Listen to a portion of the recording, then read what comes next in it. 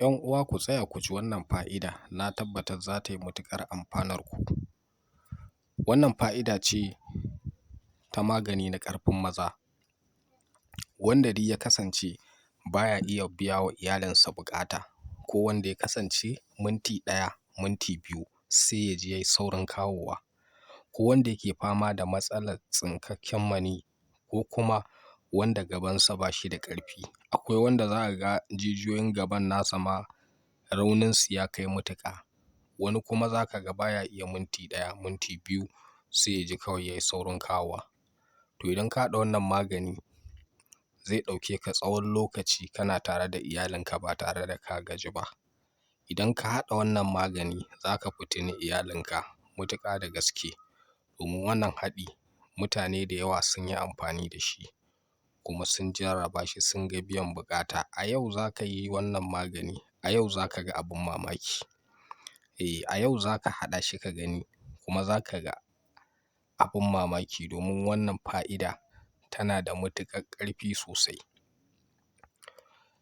Idan yanzu ne farkon zuwan ku wannan gida, ku danna liking jikin wannan bidiyo, sannan kuma ku share ga 'yan uwa da abokai domin su amfana da wannan fa'ida da za mu gaya muku ita.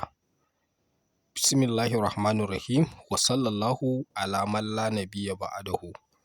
To 'yan uwa, yadda ake haɗa wannan fa'ida za mu yi muku bayaninta. Da farko za ka samo 'ya'yan kankana. Idan ka samu 'ya'yan kankana za ka shanya su su bushe, ko kuma ka nemo busassu, domin ana sayar da busassu kuma dama ba su da ma wani wahala. Indai ka sami kankana guda ɗaya to za ka ciri ƙwallayenta sai ka shanya su su ɗan bushe.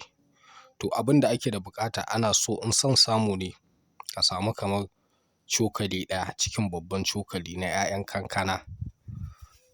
Bayan ka same su sai ka samo citta mai kogo. Citta mai kogo wasu suna ce mata citta mai 'ya'ya. To 'ya'yan idan ka ɓare shi ta wannan citta mai kogon akwai 'ya'ya a ciki. Su ma sai ka ɓare, sai ka haɗe su 'ya'yan waje guda da su wannan 'ya'yan kankanan. To bayan kai haka sai ka samu namijin goro kamar guda ɗaya. Idan ka samu namijin goro guda ɗaya sai ka haɗa sai ka dake su. To idan ka dake su sai ka samu ruwan shayi ba madara. Ruwan shayi ko kuma ruwan ɗumi ko ruwan shayi. Sai a zuba waɗannan mahaɗan da muka ambata. Idan an haɗe su waje guda, idan ka gama haɗa su waje ɗaya, to ana so ka ɗebi kamar cokali guda a cikin wannan mahaɗan da ka gauraye su waje guda, sai ka zuba a cikin shi wannan shayin kenan. To sai ka samu kuma zuma cokali ɗaya. Bayan ka juya shayin ka zuba magani ka jujjuya, za ka samu zuma cokali ɗaya sai ka zuba sai ka juya sai ka sha. To wannan haɗin ana yin sa kafin a je wa iyali da kamar minti 30 haka, yadda zai ratsa jikinka. To idan ka yi shi za ka ga abin mamaki. Kuma wannan haɗi ana iya yin sa a kullum, a ɗan samu kamar kwana 3 ana yin sa. To bi'iznillahi za ka samu ƙarfi madawwami, za ka samu ƙarfi sosai wajen zuwa wa iyalinka. Wannan haɗi ne dai na maganin ƙarfin maza.